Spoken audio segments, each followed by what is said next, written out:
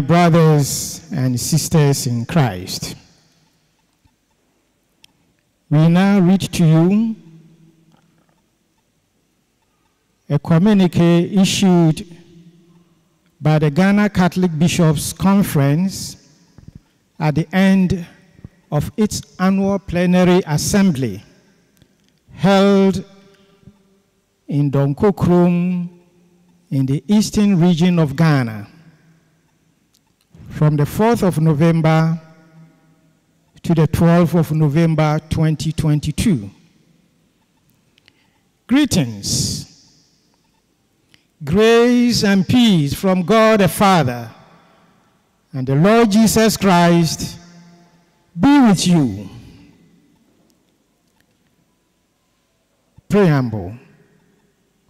We, the members of the Ghana Catholic Bishops' Conference, have held our annual plenary assembly at the Father Alphonse Merton Center. In the course of our plenary assembly, we had the opportunity to visit and interact with the chief of Atakura, Nana Akuamwa Boateng Tano II, and Nana Mreku Anim, Nifahene of Tiase, and their elders. The DC of Kwawu Afram Plains North, Honorable Isaac Ofori Korea, and some religious leaders. We also visited parishes, celebrated holy masses, and interacted with the people of God in the towns and villages of the vicariate. Our plenary was also graced by the Apostolic Nuncio to Ghana, His Excellency, Most Reverend Hendrik Mieczysław Jagozinski. The Eastern Regional Minister, Honorable Seth Kwame Achampong, the Member of Parliament for Kwawu Afram Plains North, Honorable Betty Nana Efua Crosby Mensah, the DCU of Kwawu Afram Plains North, Honorable Ofori Isaac Korea, the DCU of Kwawu Afram Plains South, Honorable Evans Che Intri, heads of the security services, and Mr. Kwame Jan, a private legal practitioner who was the chairman for the opening ceremony. We also wish to express our gratitude to Most Reverend John Alphonse Asiedu, SVD, Apostolic Vicar, the priests, religious, and the entire faithful of the Donkorkrom Vicariate for their warm hospitality and selfless contribution towards the success of our plenary assembly. Congratulations and appreciation. We wish to congratulate His Eminence, Richard Cardinal Kuya Bawo, Missionary of Africa, on his elevation as a cardinal. We are proud of him for the honor he has brought to the conference and the country. We equally are grateful to God for how well he is recovering and pray for his total recovery. We wish to take this opportunity to thank His Excellency Nana Addo Dankwa Akufo-Addo for the delegation sent to Rome for the consistory and for the support he has given during the time of the Cardinal's ill health. theme of this plenary. The theme for our 2022 plenary assembly was inspired by the synodal process initiated by Pope Francis in October 2021 to last till October 2024, through which he seeks to consult widely all members in the church, ordained and lay, on how we can journey together and learn from one another in carrying out the mission of the church today in the light of the new evangelization. The theme is focused on helping all members of the Catholic Church in Ghana to walk together, to listen more,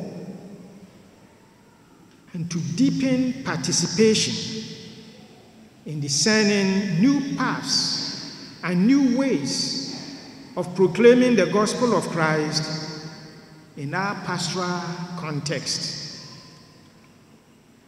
Synodality aims at making evangelization a collective and shared responsibility of all Christ faithful. In the words of Pope Emeritus Benedict XVI, evangelization is co-responsibility. In the Synodal Church, every member participates actively in discerning a particular course of action for the proclamation of the gospel.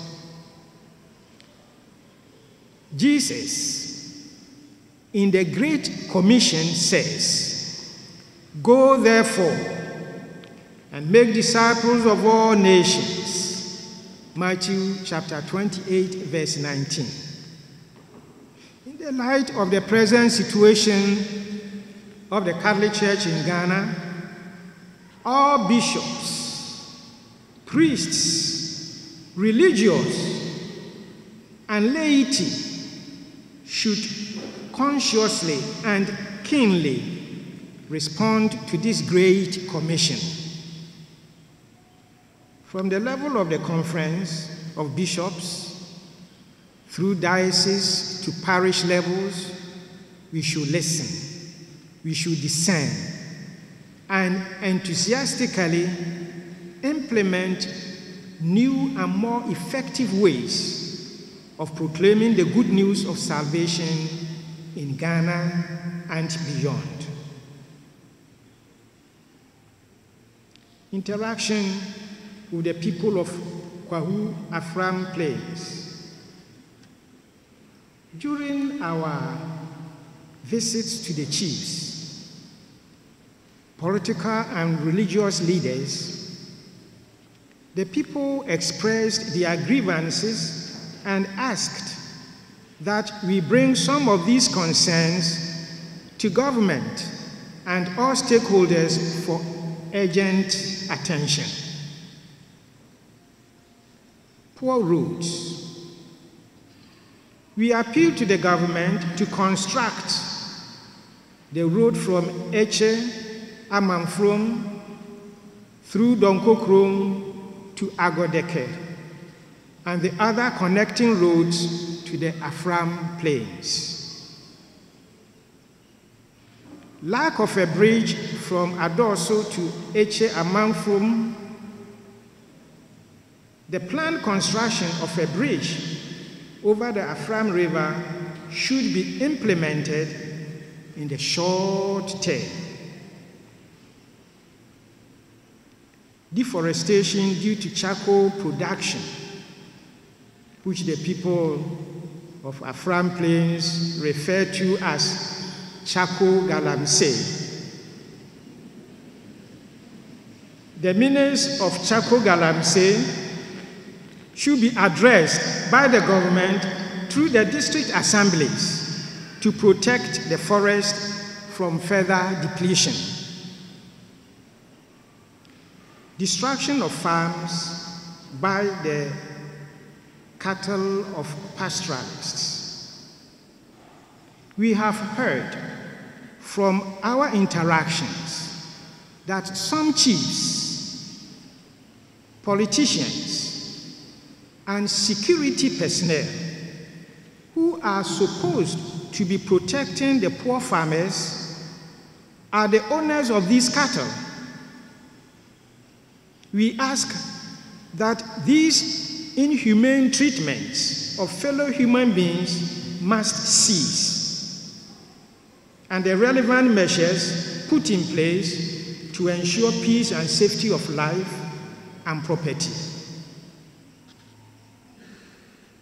High attrition rate of teachers, nurses, and other public servants posted to their front plains is a worrying situation.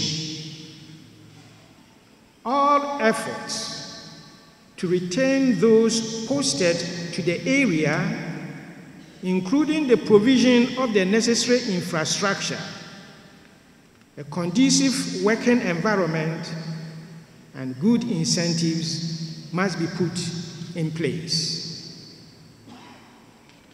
On safe water transport,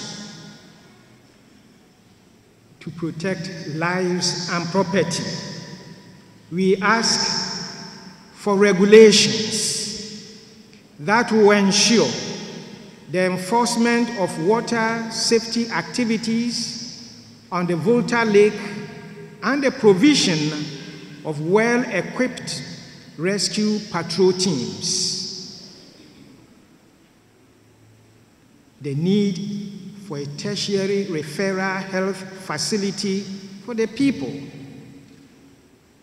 We ask that the Agenda 111 project at Tiasi by the government be expedited. A call for a tertiary institution.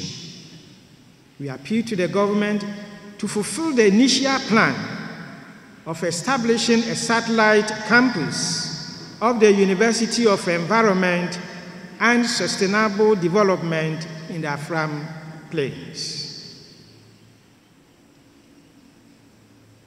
Other issues of national concern. Persistent challenges. In our communique last year in WA, we catalogued a number of challenges that confronts us as a nation. A year on, we are sad to note that the situation has worsened. The numerous challenges persist.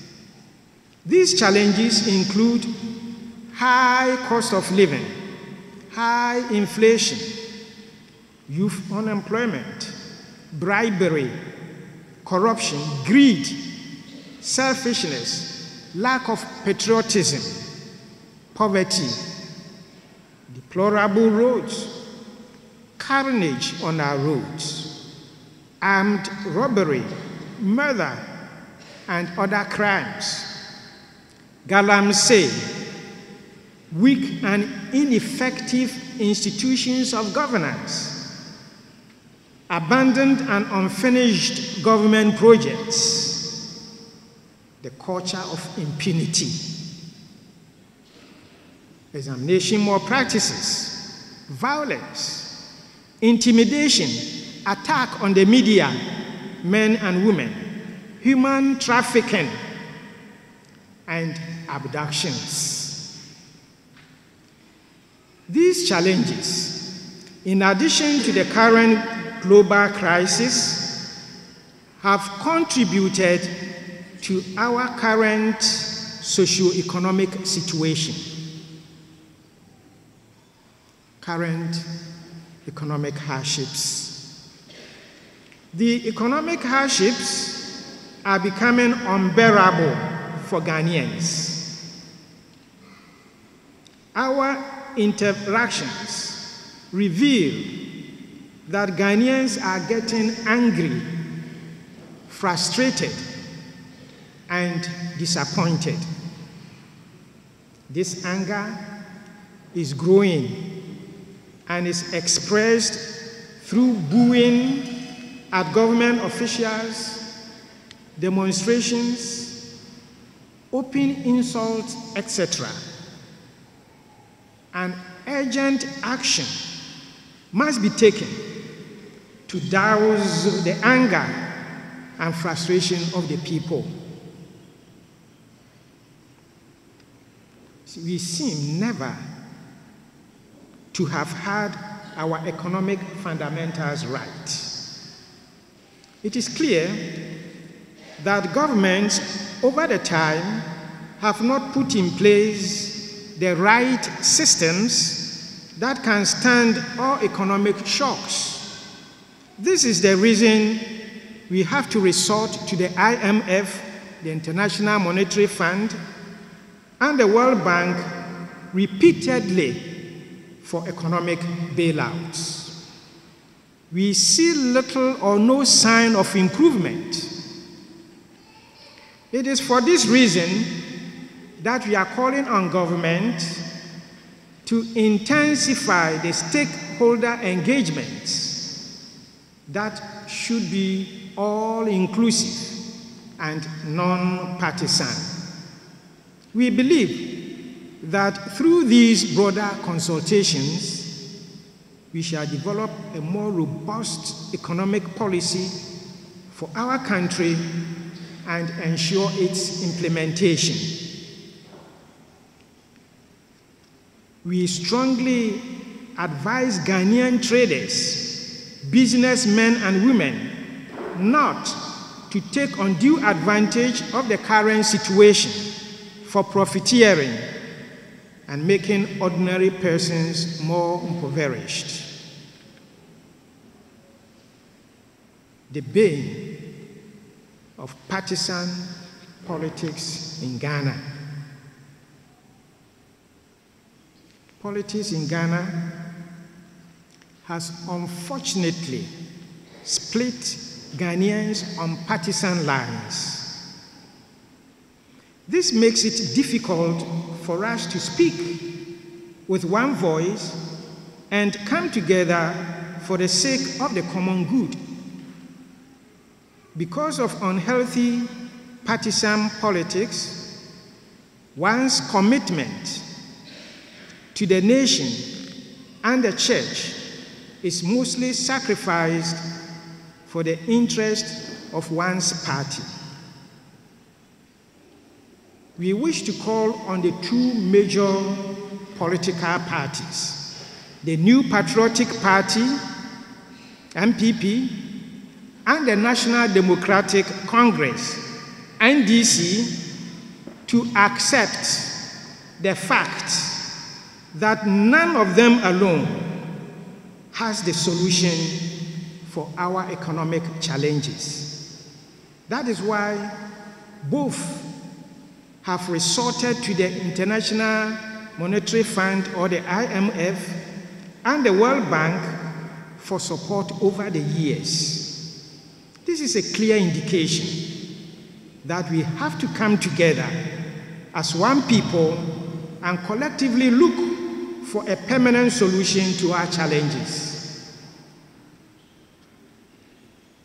Bribery and corruption. Our previous calls on this issue seem to yield no positive result. We reiterate that corruption in every facet of Ghanaian life is not only perceived, but very rife. This is unacceptable and must be dealt with at all times and at all levels of human endeavor.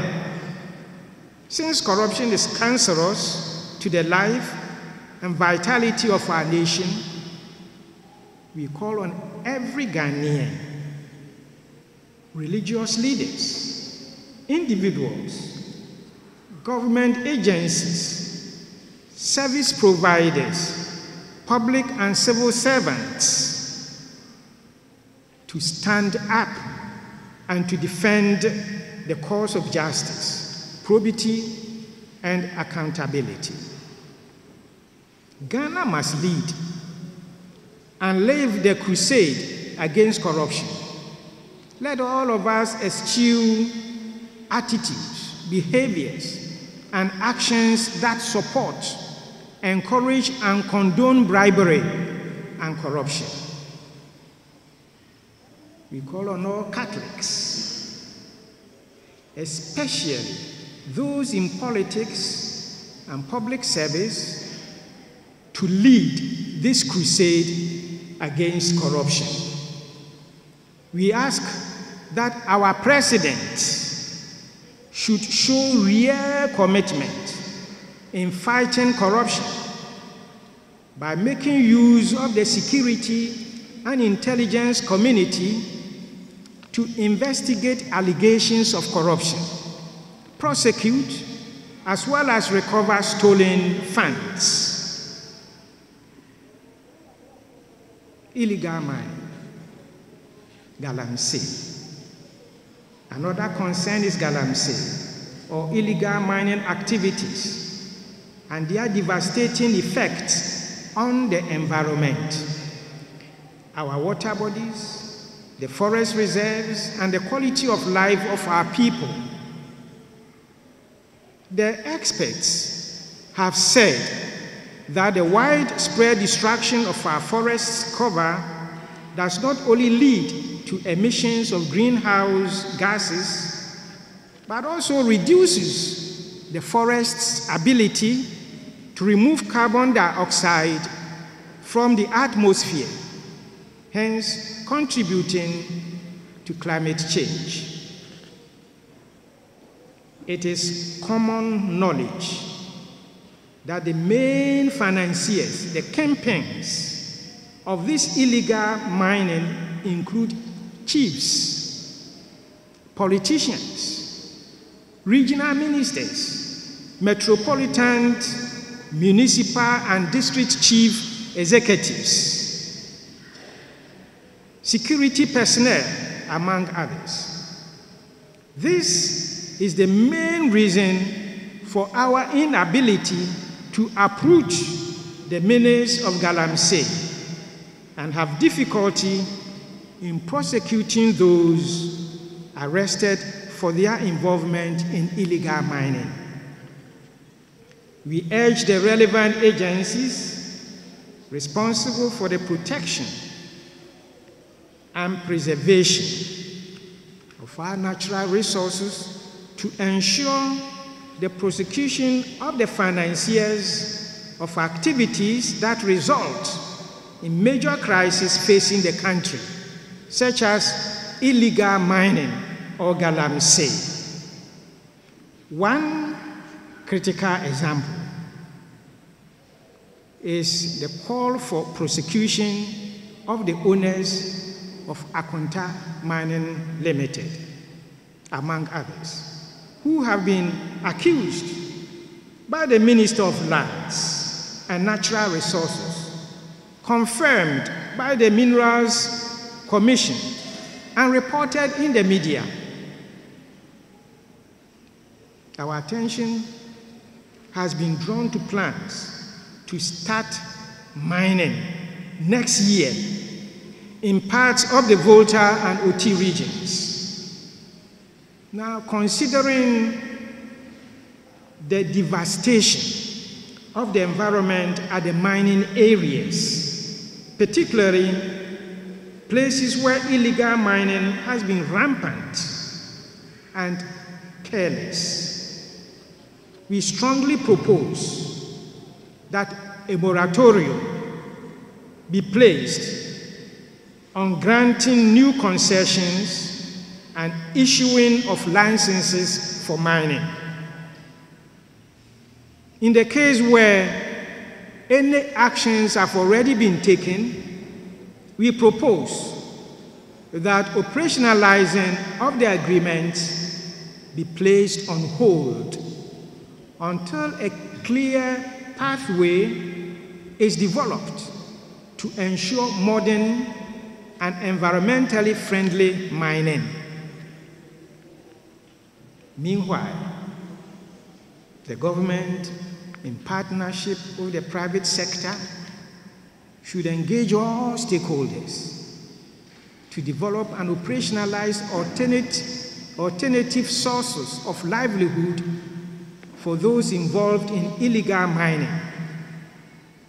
In addition, the security and intelligence agencies of the state should ensure the security and safety of all anti-galamsey activities. Anti-galamsey activists.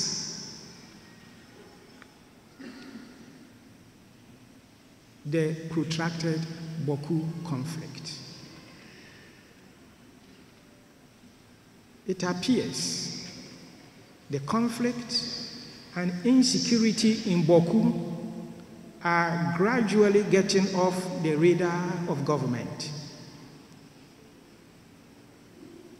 The town has become a pale shadow of itself as education, health, and social services delivery is adversely affected by the exodus of teachers, nurses, and business people from the town. Government needs to pay attention to the plight of the remnant residents of the town by ensuring that lasting solution is found for the conflict in the area and should act swiftly to prevent Boku and its environs from becoming a possible launching pad for terrorist groups operating in the neighboring countries. Furthermore, we appeal to the factions involving the conflict to help the process of peace building for the sake of the future of Boku and the peace of Ghana. Recommendations. Government should set the example in the burden sharing by really cutting down on economic cost. The size of government and leadership in state-owned enterprises should be significantly reduced.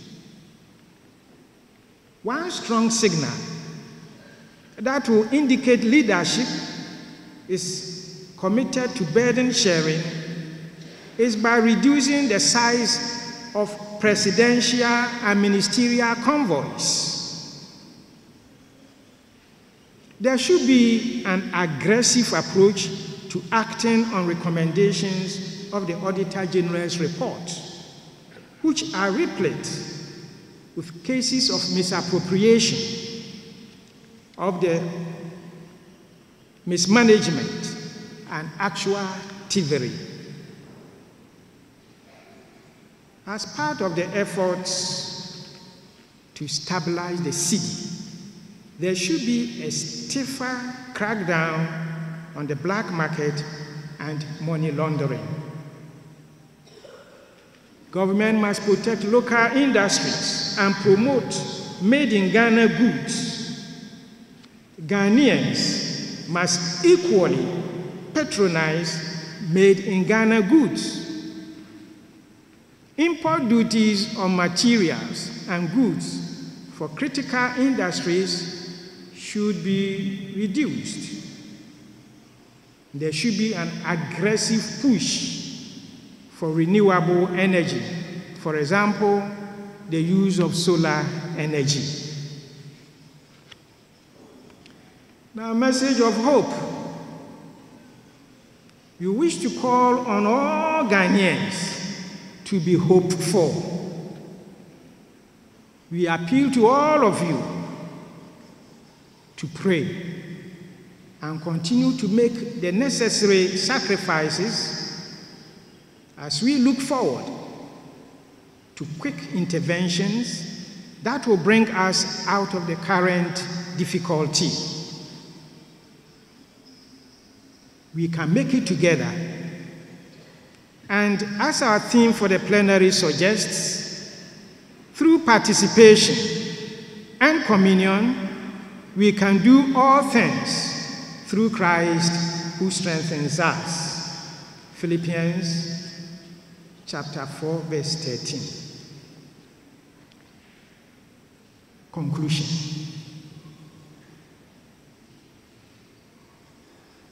We urge you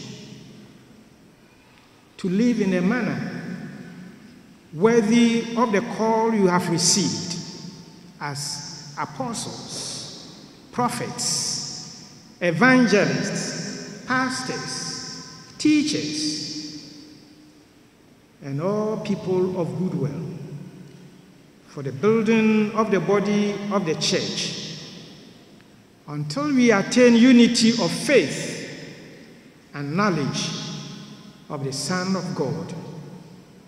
Ephesians chapter 4, verse 1 and verses 11 to 13. May Saint Francis Xavier, the patron of Donkorkrom Apostolic Vicariate, continue to intercede for us. Amen.